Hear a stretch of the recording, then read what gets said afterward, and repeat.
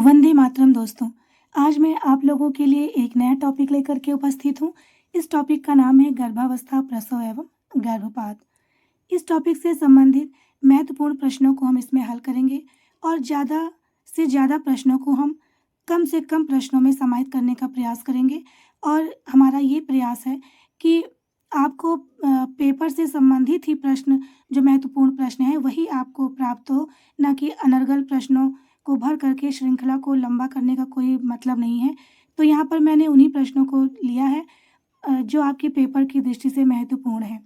तो इस सीरीज का पहला प्रश्न है, माता द्वारा महसूस की जाने वाली भ्रूण की हलचल को कहते हैं पार्टोग्राम, क्विकनिंग, बॉलेटमेंट या फिर सभी। इसका सही उत्तर है क्विकनिंग। अगला प्रश्न है, प्रसव के अनुमानित तिथि की गणना की जाती है नेगल सूत्र से, गैसल के सूत्र से, चैडविक के सूत्र से या फिर सभी। इसका सही उत्तर है नेगल के सूत्र से। नेगल का सूत्र है अंतिम मासिक धर्म का पहला दिन प्लस 9 माह प्लस 7 दिन। दूसरा है अंतिम मासिक धर्म का अंतिम दिन प्लस 9 माह प्लस 9 दिन। या फिर ए और बी दोनों या कोई नहीं। इसका सही उत्तर है ए, अंतिम मासिक धर्म का पहला दिन प्लस 9 माह प्लस 7 दिन। यही नेगल का सूत्र है और इसे ही ईडीडी भी कहा जाता है, संभावित प्रसव की तिथि।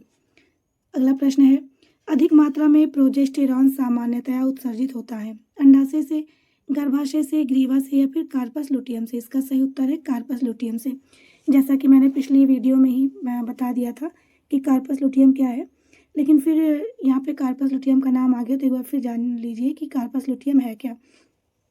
अंडाशय में प्रत्येक अंडा जो है एक फॉलिकल में रहता है और जब वो अंडा परिपक्व हो जाता है तो फॉलिकल फट जाता है और अंडा बाहर आ जाता है और वो फैलोपियन ट्यूब में चला जाता है। तो अंडा जब फॉलिकल से निकल जाता है तो वहाँ पर एक गड्ढा जैसा रह जाता है। तो बाद में वही गड्ढा रक्त के थक्कों से भर जाता है और कुछ समय बाद वह एक ऊतक में परिवर्तित हो जाता है, जिसे कार्पस लुटियम कहते हैं।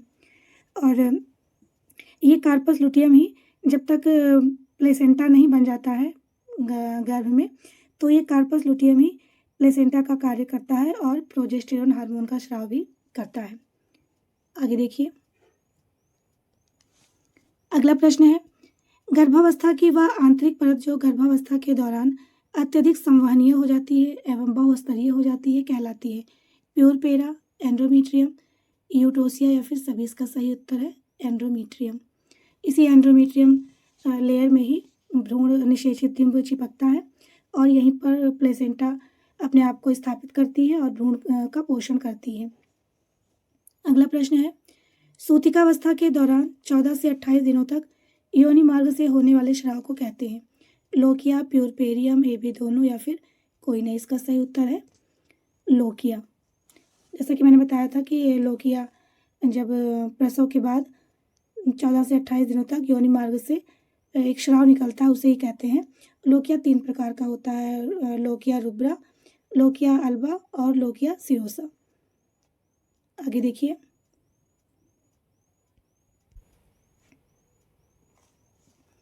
त्वचा का वह भाग जो योनि छिद्र से लेकर पीछे गुदा द्वार तक फैला रहता है कहलाता है मॉन्स प्यूबिस, लोबिया, लेबिया मेजोरा, पेरिनियम या फिर सभी। इसका सही उत्तर है पेरिनियम। उसमें जब प्रसव होता है तो इसी पेरिनियम में ही चीरा लगता है, जिससे प्रसव होने में आसानी रहती है। दुग्ध ग्रंथियों को दुग्ध स्रावण के लिए उत्तेजित करने वाला हार्मोन है एसीटीएच, एलएच, प्रोलैक्टिन या फिर सभी। इसका सही उत्तर है प्रोलैक्टिन। अगला प्रश्न है, स्त्री में गर्भाधान हो जाए तो किस हार्मोन का स्रावण होने लगता है प्रोजेस्टेरॉन, कोरियन, गोनेडोट्रोपिन या फिर एस्ट्रोजन या सभी। इसका सही उत्तर है कोरियन गोनेडोट्रोपिन। इसे ही एचसीजी कहा जाता है, एचसीजी यानी कि ह्यूमन कोरियन गोनेडोट्रोपिन हार्मोन। अगला प्रश्न है, शुक्राणुओं का निर्माण होता है वृषण में, अंडाशय में, शुक्राशय में या फिर सभी। इसका सही उत्तर है वृषण में। अगला प्रश्न है, महिलाओं में आर्तो चक्र की अवधि है 12 दिन, 14 दिन, 28 दिन या फिर 42 दिन। इसका सही उत्तर है 28 दिन, यानी कि 28 दिन के बाद ही मासिक धर्म आता है, ये सामान्य अवधि है। रजो चक्र का नियमन करने वाली ग्रंथि है पीयूष ग्रंथि, थायराइड ग्रंथि, अग्नाशय ग्रंथि या फिर सभी। इसका सही उत्तर है पीयूष ग्रंथि। शरीर में कौन सा हार्मोन अंडोत्सर्ग के लिए उत्तरदायी है? प्रोजेस्टेरॉन, यानी कि अंडाशय से अंडा बनने और उसके उत्सर्जित होने के लिए कौन सा हार्मोन उत्तरदायी है? कौन सा हार्मोन प्रेरित करता है इस प्रक्रिया के लिए? प्रोजेस्टेरॉन, एस्ट्रोजन, रिलैक्सिन या फिर ल्यूटिनाइजिंग हार्मोन। इसका सही उत्तर है LH, यानी कि ल्यूटिनाइजिंग हार्मोन। अगला प्रश्न है, भ्रूण को एमनियन झिल्ली व एमनियोटिक द्रव्य बचाता है? झटकों से, विघटन से, कीटाणुओं से या फिर कोई नहीं। इसका सही उत्तर है झटकों से। भ्रूण एक पानी की थैली में बंद रहता है, जिसको उस झिल्ली को एमनियन झिल्ली कहते हैं, और उसके अंदर जो पानी भरा रहता है उसको एमनियोटिक द्रव्य कहते हैं। ये भ्रूण को झटकों से बचाता है।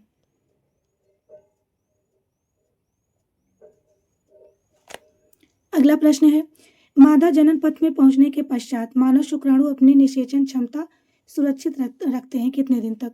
2 घंटे, 90 दिन, 1 से 2 दिन, 4 से 5 दिन।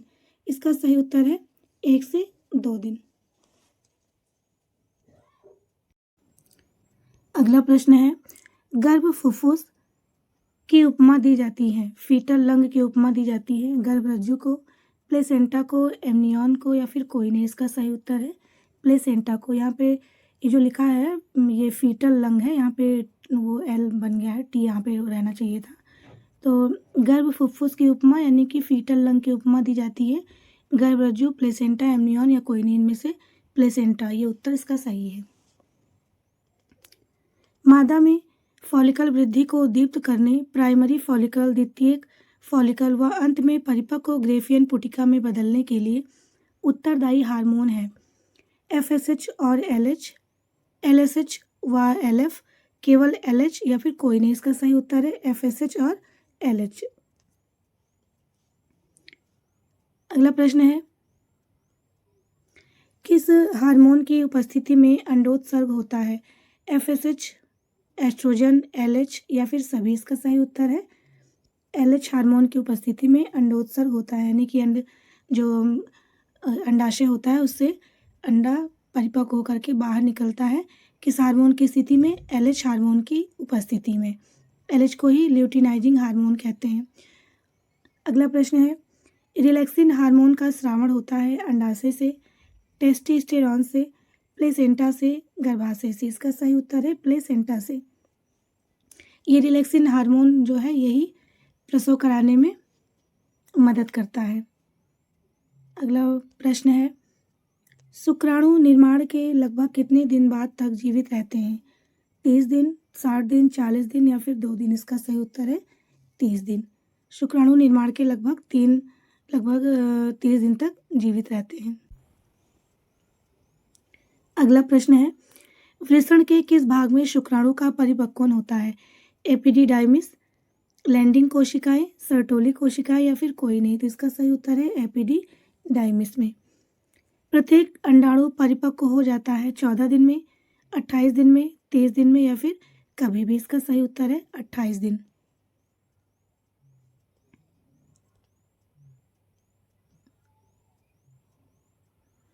प्लेसेंटा का निर्माण 6 सप्ताह से शुरू हो जाता है। इसका निर्माण पूर्ण हो जाता है 12 से 13 सप्ताह में, 14 से 15 सप्ताह में, 10 सप्ताह में या फिर 20 सप्ताह में। इसका सही उत्तर है 14 से 15 सप्ताह में।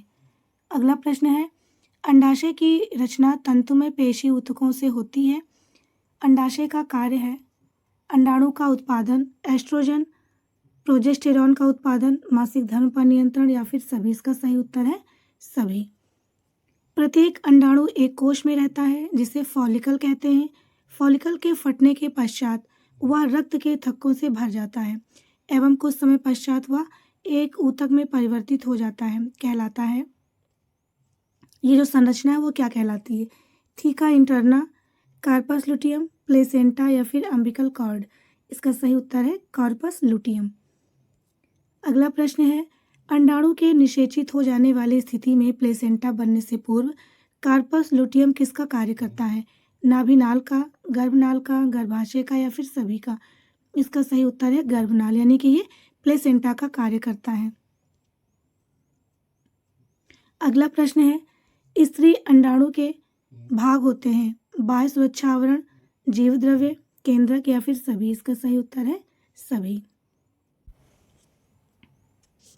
अगला प्रश्न है, डिंबवाहिनी नलिका के भाग हैं, कीप, इनफंडिबुलम, तुम्बिका, एम्पुला, संयोजक, इस्थमस या फिर सभी। इसका सही उत्तर है सभी। ये तीनों ही डिंबवाहिनी नलिका के भाग होते हैं।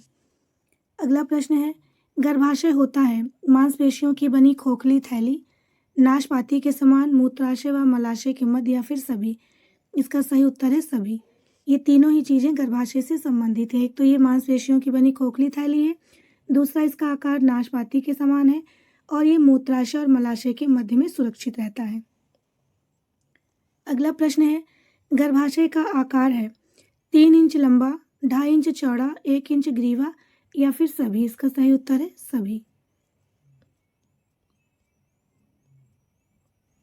योनि के बाह्य छिद्र के दोनों ओर 2 ग्रंथियां पाई जाती हैं जिसे कहते हैं यूरिथ्रल ग्रंथि, बार्थोलिन ग्रंथि, AB दोनों या फिर कोई नहीं।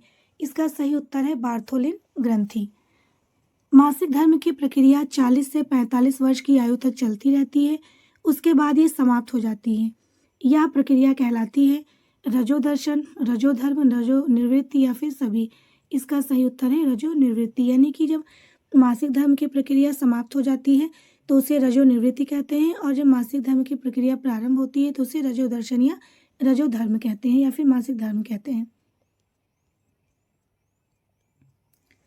नए जीव की सृजनात्मक क्रिया शुरू होती है निषेचन में, गर्भाधान के समय, परिपक्वीकरण के समय या फिर सभी।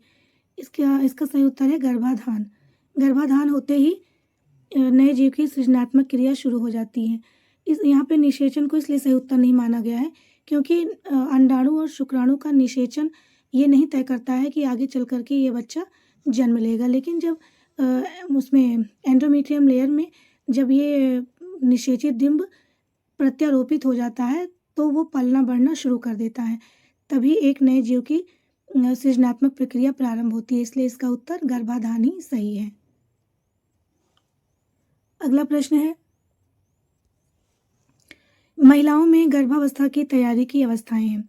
हाँ देखिए, निषेचन मैं अभी पीछे बता रही थी अभी कि जो निषेचन है तो कभी कभी निषेचित डिंब सही जगह प्रत्यारोपित न होने के कारण नष्ट हो जाता है और कभी कभी वो डिंब वाहिनी में ही पलने बढ़ने लगता है, और इस वजह से उसको भी अगर वो स्वयं नष्ट हो जाता है तो ठीक है, नहीं तो इसको जब ये डिंब वाहिनी में वृद्धि करने लगता है तो इसको नष्ट करना आवश्यक हो जाता है।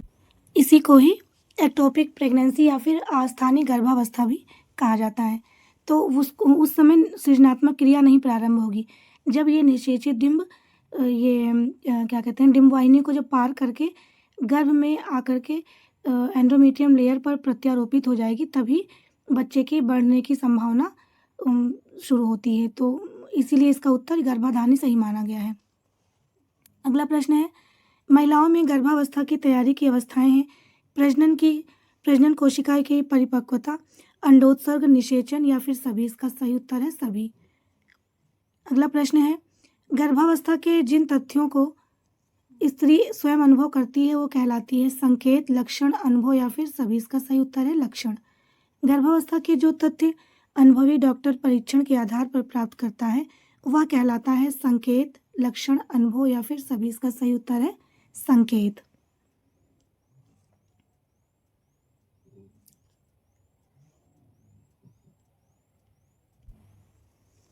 अगला प्रश्न है, प्रथम 5 माह के दौरान होने वाले लक्षण एवं संकेतों में निम्न नहीं है। मासिक धर्म का रुक जाना, मितली एवं उल्टी, पेट बढ़ना, कोई नहीं। तो इसका सही उत्तर है पेट बढ़ना। मासिक धर्म का रुक जाना ये प्रथम 5 माह के दौरान होने वाले लक्षण और संकेत है, मितली और उल्टी भी, लेकिन पेट बढ़ना नहीं है। पेट बढ़ना प्रायः 6ठे माह से प्रारंभ होता है। अगला प्रश्न है, अंतिम 5 माह के दौरान होने वाले लक्षण व संकेतों में कौन सा नहीं है। स्तनभार में वृद्धि ये भी है लक्षण, लाइटनिंग भी है, और महाप्राचीरा पेशी के दबाव में वृद्धि ये भी सही है। तो इसका उत्तर सही हुआ कोई नहीं, यानी कि इनमें से कोई नहीं, बल्कि ये तीनों ही लक्षण अंतिम 5 माह के दौरान होने वाले लक्षण और संकेत हैं। अगला है गर्भावस्था के संकेतों में कौन कौन एक नहीं है। भ्रूण के हृदय की धड़कन की गणना करना, क्विकनिंग, भ्रूण की गतिशीलता का अवलोकन, भ्रूण की परिधि ज्ञात करना। इसका सही उत्तर है क्विकनिंग। गर्भावस्था के संकेतों में कौन एक नहीं है, इसको छोड़ करके ये तीनों ही चीज़ें गर्भावस्था के संकेतों में आती हैं। क्विकनिंग तो हो गई, तो बच्चा हिलने डुलने लगता है और माता को महसूस होने लगता है। अगला प्रश्न है गर्भावस्था में सूजन आ जाती है शारीरिक समायोजन के कारण, रक्तचाप की वृद्धि के कारण, संयोजक तंतुओं में पानी के संग्रह के कारण, या फिर सभी। इसका सही उत्तर है सभी। अगला प्रश्न है गर्भावस्था में शिराएं फूल जाती हैं, पैर की, योनि मार्ग की, गुदा मार्ग की, या फिर सभी। इसका सही उत्तर है सभी। अगला प्रश्न है गर्भावस्था में रात्रि के समय पैर व टांगों में पीड़ादायक संकुचन के कारण है सोडियम की कमी, कैल्शियम की कमी, पोटेशियम की कमी, या फिर सभी। इसका सही उत्तर है कैल्शियम की कमी। अगला प्रश्न है रक्त प्रवाह की अव्यवस्था तथा पर्याप्त रक्त प्रवाह से पेशियों में ऐंठन आने लगती है और लेटते समय पैरों को कितने सेंटीमीटर ऊपर रखना चाहिए। 30 सेंटीमीटर, 25 सेंटीमीटर, 20 सेंटीमीटर, या फिर सभी। इसका सही उत्तर है 25 सेंटीमीटर। अगला प्रश्न है माता की रक्त धारा से गर्भ को अलग करने वाला अंग है खेड़ी, नाल, नाभि नाल, या फिर कोई नहीं। इसका सही उत्तर है खेड़ी। खेड़ी को ही प्लेसेंटा भी कहते हैं और इसको गर्भनाल भी कहते हैं। गर्भनाल और नाभि नाल दोनों में बहुत अंतर है। जो गर्भनाल है वो प्लेसेंटा है और जो नाभि नाल है वो बच्चे की नाभि है। जो एक यहाँ प्लेसेंटा से जो पतली नली निकलती है और बच्चे की नाभि से जुड़ी होती है वो नाभि नाल है, और प्लेसेंटा तस्तरी के आकार का एंडोमेट्रियम लेयर पर चिपका रहता है, इसको खेड़ी कहते हैं।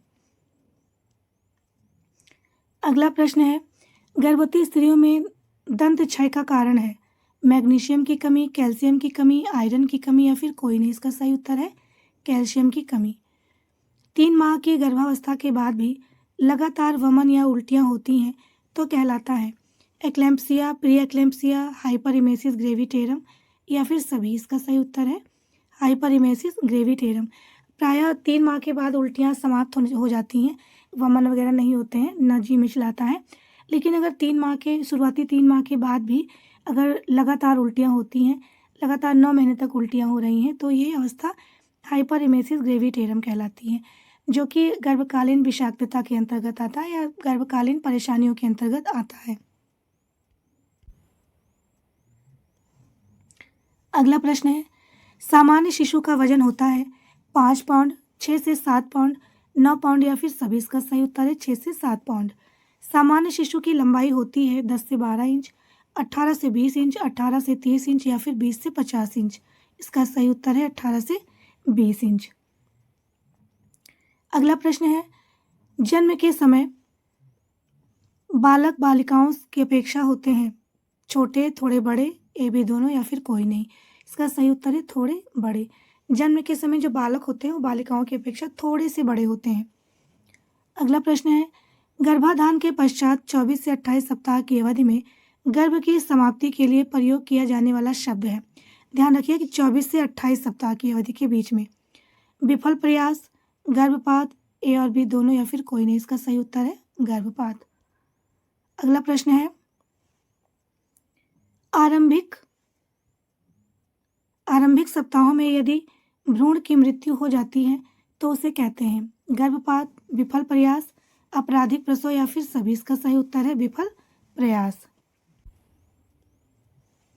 अगला प्रश्न है गर्भपात कितने प्रकार के होते हैं 9, 8, 10, या फिर 11। इसका सही उत्तर है 9। इन प्रकारों के बारे में हम आगे प्रश्नों में जानेंगे। अगला प्रश्न है गर्भपात के प्रकार हैं संभाव्य गर्भपात, अनिवार्य गर्भपात, पूर्ण व अपूर्ण गर्भपात, या फिर सभी। इसका सही उत्तर है सभी। अगला प्रश्न है गर्भपात के प्रकार हैं अप्राप्य या लुप्त गर्भपात, प्रेरित गर्भपात, आदतन एवं चिकित्सीय गर्भपात, या फिर सभी। इसका सही उत्तर है सभी। ऊपर के 4 और ये नीचे के 5 ये सभी गर्भपात के प्रकार हैं। कुल मिला के 9 प्रकार हैं। अगर महिला का निषेचित भ्रूण गर्भाशय के अतिरिक्त दूसरी जगह पर विकसित हो रहा है तो इस स्थिति को क्या कहते हैं सेप्टिक गर्भावस्था, जेस्टेशनल प्रेगनेंसी, एक्टोपिक गर्भावस्था या फिर सभी? इसका सही उत्तर है एक्टोपिक गर्भावस्था। इसी को ही अस्थानिक गर्भावस्था भी कहा जाता है हिंदी में।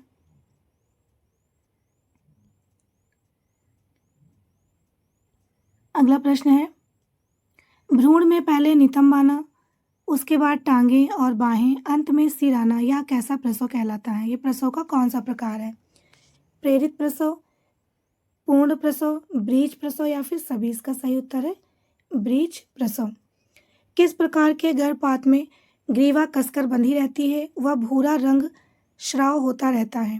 अपूर्ण गर्भपात में, संभाव्य गर्भपात में, अप्राप्य या लुप्त गर्भपात में या फिर सभी? इसका सही उत्तर है अप्राप्य या लुप्त गर्भपात में। प्री एक्लैम्पसिया व एक्लैम्पसिया आती है तीव्र विषाक्तता के अंतर्गत, दीर्घावधि विषाक्तता के अंतर्गत, ए बी दोनों या फिर कोई नहीं? इसका सही उत्तर है तीव्र विषाक्तता के अंतर्गत। गर्भकालीन विषाक्तता प्रायः शुरू होती है 4 से 5वें माह, 5 से 6वें माह, 7 से 8वें माह या फिर सभी? इसका सही उत्तर है 4 से 5वें माह में। तीव्र विषाक्तता सामान्यतया प्रकट होती है 30वें सप्ताह, 24वें सप्ताह, 12वें सप्ताह या फिर सभी? इसका सही उत्तर है 24वें सप्ताह। दीर्घावधि विषाक्तता में शामिल है उच्च रक्तचाप, गुर्दे की बीमारी, ए और बी दोनों या फिर कोई नहीं? इसका सही उत्तर है ए और बी दोनों। उच्च रक्तचाप और गुर्दे की बीमारी ये दीर्घावधि विषाक्तता के अंतर्गत शामिल है।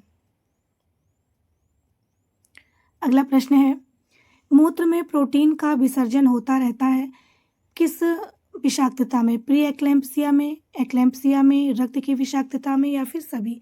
इसका सही उत्तर है प्री एक्लैम्पसिया में। एक्लैम्पसिया का लक्षण है बेहोशी, ऐंठन, ए और बी दोनों, एक भी नहीं? इसका सही उत्तर है ए और बी दोनों। बेहोशी और ऐंठन दोनों ही एक्लैम्पसिया के लक्षण हैं। प्री एक्लैम्पसिया का विकार हो सकता है 30 वर्ष की आयु से अधिक स्त्रियों में, मोटी व गरीब स्त्रियों में, ए और बी दोनों या फिर कोई नहीं? इसका सही उत्तर है ए और बी दोनों। दोनों ही प्रकार की महिलाओं में प्री एक्लैम्पसिया का विकार हो सकता है और ये विकार हमेशा प्रेगनेंसी के समय ही नजर आते हैं। प्रोटीनूरिया एक खतरनाक स्थिति है जो होती है एक्लैम्पसिया में, प्री एक्लैम्पसिया में, तीव्र विषाक्तता में या फिर सभी? इसका सही उत्तर है प्री एक्लैम्पसिया में। प्रोटीनूरिया का मतलब होता है जब मूत्र में प्रोटीन आने लगता है, तो यह स्थिति प्रोटीनूरिया कहलाती है और ये बहुत ही खतरनाक स्थिति है। प्रायः ये गर्भावस्था में महिलाओं को ये हो जाता है। बच्चे को ईश्वर का अंग मानना चाहिए, ना तो वह आपकी संपत्ति है ना खिलौना। यह कथन किसका है? ये बहुत ही फेमस कोटेशन है, तो ये पेपर में कई बार आ भी चुका है, इसलिए इसको ध्यान से देखिएगा। डॉक्टर राजेंद्र प्रसाद ने इसको कहा है या फिर डॉक्टर जाकिर हुसैन ने, जॉन डीवी ने या फिर कोई नहीं? इसका सही उत्तर है डॉक्टर जाकिर हुसैन ने इसको कहा है। गर्भावस्था में प्रोटीन की अतिरिक्त मात्रा चाहिए 20 ग्राम, 10 ग्राम, 30 ग्राम या फिर 40 ग्राम? इसका सही उत्तर है 10 ग्राम, लेकिन शुरुआती 3 महीनों में। उसके बाद धीरे धीरे प्रोटीन की मात्रा बढ़ जाती है। आवश्यक मात्रा यानी कितनी प्रोटीन लेनी चाहिए उसमें प्लस हो जाता है। अगला प्रश्न है, गर्भावस्था में कैलोरी की अतिरिक्त मात्रा चाहिए 300 कैलोरी, 350 कैलोरी, 400 कैलोरी या फिर 100 कैलोरी? इसका सही उत्तर है 350 कैलोरी। कितने ग्राम प्रोटीन स्त्री के शरीर में भ्रूण तथा स्त्री के अंगों में एकत्रित हो जाती है? 350 ग्राम, 220 ग्राम, 910 ग्राम या फिर 850 ग्राम? इसका सही उत्तर है 910 ग्राम। WHO और FAO के अनुसार कितने ग्राम कैल्शियम भ्रूण के शरीर में संग्रहित हो जाता है? 30 ग्राम, 35 ग्राम, 40 ग्राम या फिर 45 ग्राम? इसका सही उत्तर है 30 ग्राम। गर्भावस्था का समय 9 मास या 10 चंद्रमास या लगभग 280 दिन चलता है। यद्यपि यह बहुत लंबा समय होता है, किंतु न्यूनतम 180 दिन व अधिकतम 344 दिन तक चलता है। यह कथन किसका है? करमाइकल का, पेस्टोलॉजी का, हरलॉक का या फिर कोई नहीं? इसका सही उत्तर है करमाइकल का। गर्भकालीन विकास की अवस्था है डिंबावस्था, भ्रूणावस्था, गर्भावस्था या फिर सभी? इसका सही उत्तर है सभी। सबसे पहले डिंबावस्था आती है, फिर भ्रूणावस्था, उसके बाद गर्भावस्था, इसलिए ये तीनों ही गर्भकालीन विकास की अवस्थाएं हैं। अगला प्रश्न है, गर्भावस्था में जल का अवशोषण 60% बढ़ जाता है और वही वहीं ऑक्सीजन का उपभोग बढ़ जाता है कितने प्रतिशत? जल का अवशोषण 60% बढ़ जाता है और ऑक्सीजन का उपभोग कितना बढ़ जाता है? 20%, 40%, 50% या फिर 60? इसका सही उत्तर है 20%। नाभि से लेकर प्यूबिस तक नीली या काली धारी लीनिया नाइग्रा कहलाती है। गर्भवती के पेट पर सफेद धारियों के निशान को कहते हैं लीनिया नाइग्रा, हाइपरिमेसिस ग्रेविडेरम, स्ट्रिया ग्रेविडेरम या फिर कोई नहीं। इसका सही उत्तर है लीनिया नाइग्रा नहीं, इसका सही उत्तर है स्ट्रिया ग्रेविडेरम।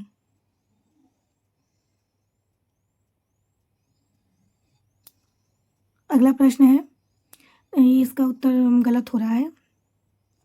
नाभि से लेकर प्यूबिस तक नीली या काली धारी लीनिया नाइग्रा कहलाती है। हाँ ठीक है।